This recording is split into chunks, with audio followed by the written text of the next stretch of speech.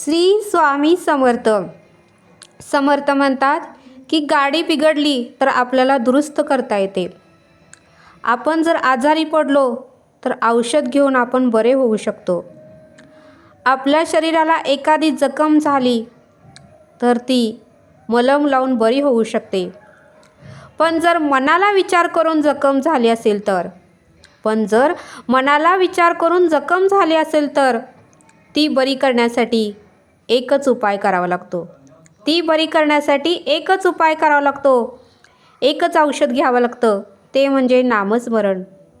आणि म्हणून समर्थ म्हणतात की नामस्मरणामुळे तुम्हाला सुख, शांती आणि समाधान प्राप्त होईल आणि तुमचे मन स्थिर होईल, शांत होईल आणि असंख्य विचारापासून तुम्हाला शांती लाभेल, असं समर्थांनी आपल्याला इथे सांगितलं.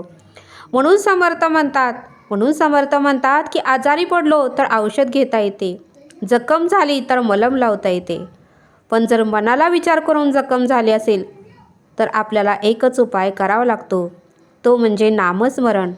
नामस्मरणामुळेच आपल्या मनाला सुख, शांती आणि समाधान प्राप्त होईल, असं समर्थांनी आपल्याला इथे सांगितलं.